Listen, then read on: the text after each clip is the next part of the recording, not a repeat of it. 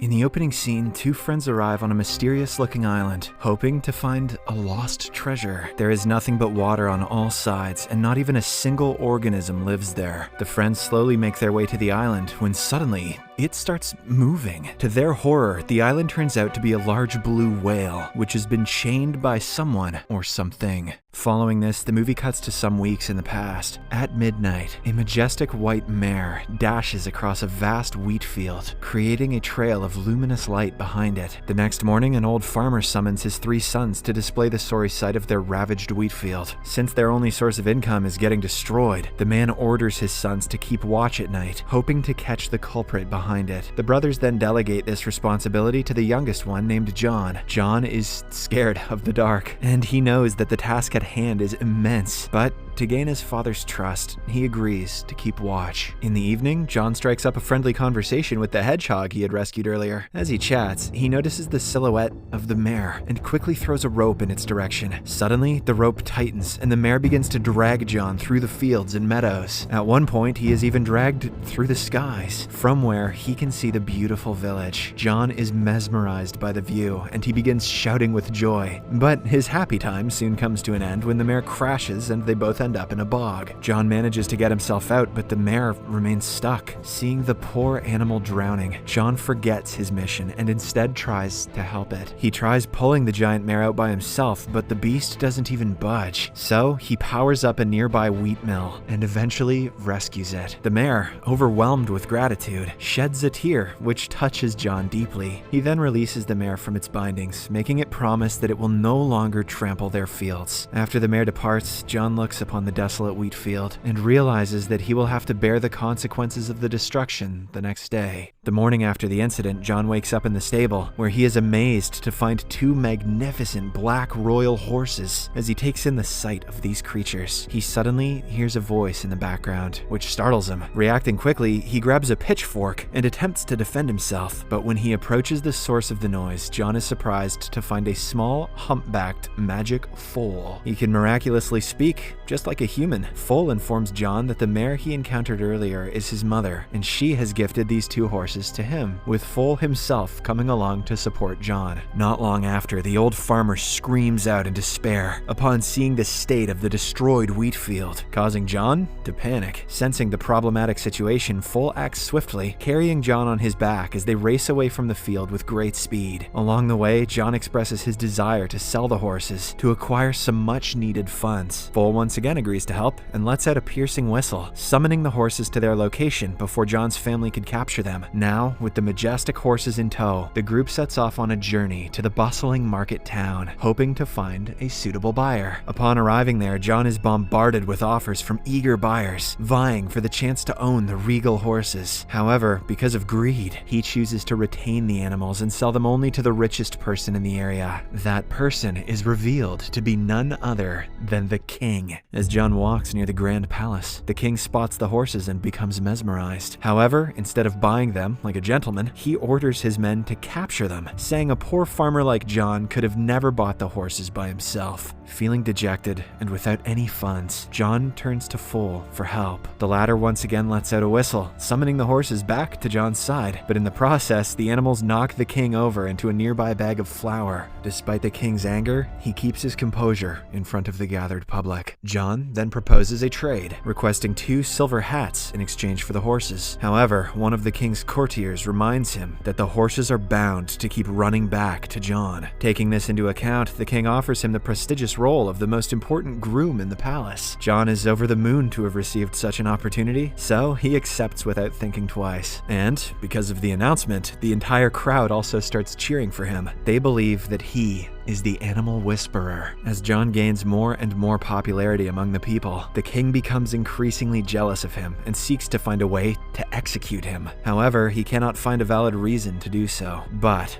One day, his courtier gives him an idea. According to his plan, he has to send John on a mission to capture the legendary Firebird. Since it is an impossible task, John will surely fail, and this can be used as a reason to execute him. Hearing this, the king starts laughing maniacally and sends the order. Oh!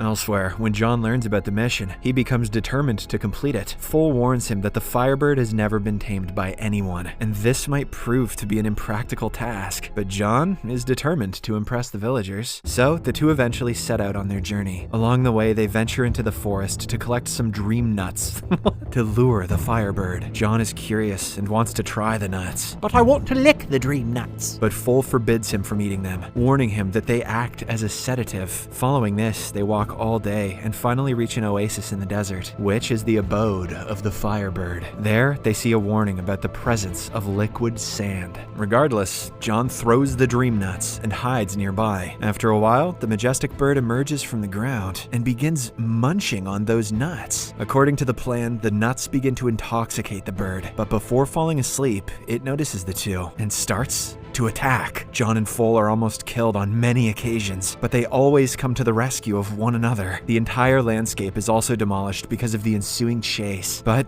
in the end, the nuts finally knock out the Firebird, allowing John to capture it with chains. The next day, John and Foal find the Firebird looking weak and shedding a fiery tear. Foal explains that the bird can only be hot when it is free. If it remains on the ground for a long time, it loses all its energy. Hearing this, John feels pity for the bird, so he decides to free it. As soon as he takes the chains off, the beast regains its fire and flies away into the skies. But not before leaving a fire feather for John. Now that the mission has failed, Foal suggests that they not return to the kingdom, as it may result in John's execution. However, our brave but stubborn protagonist is sure the fire feather will prove that they caught the Firebird. Upon their return, the king orders their execution.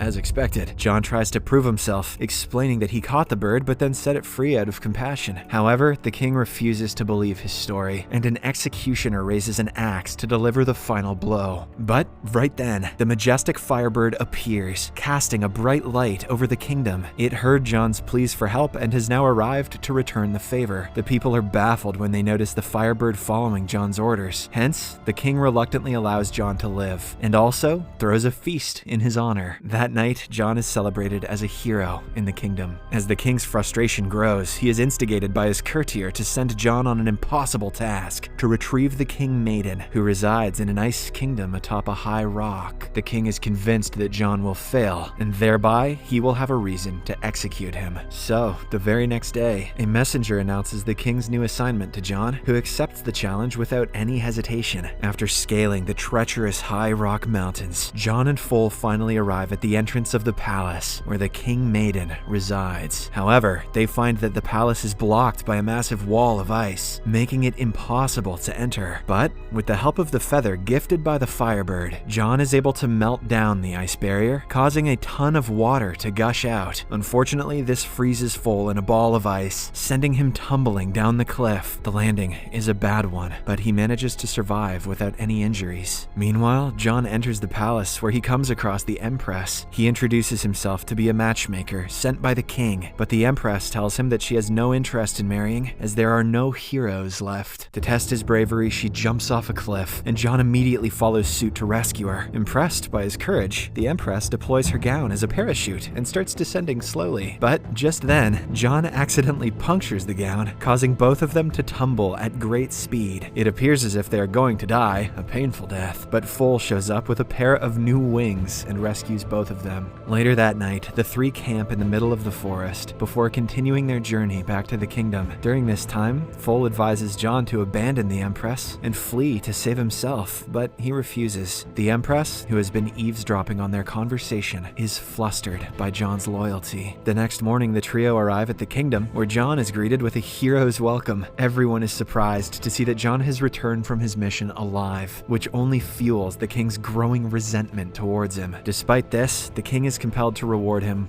one more time. Later that night, John confides in Foal about his feelings for the Empress and decides to visit her. He takes some flowers and climbs up to her window, but their reunion is cut short when some courtiers enter with clothes for her to wear. After a while, the Empress finally meets the king and gets displeased to learn that he's the age of her father. Outside, John becomes jealous upon seeing the two together. The king wants to marry the Empress the very next day, but she is reluctant. In order to delay it, she mentions that it is her family heritage to get married with a special ring. But sadly, the ring was lost in the ocean. Hearing this, the king becomes enraged, and so he sends John on yet another impossible task. That same night, as Foal ponders John's erratic behavior, he sees the spirit of a whale soaring through the sky. Foal speaks with the sun, moon, and wind, and learns that the ring is inside the belly of a giant whale, which has now turned into an island. In the early hours of the day, John and Foal set off on a journey to the whalefish, only to find her bound by chains. Foal manages to communicate with the whale and learns that she was put in this state by some sailors as a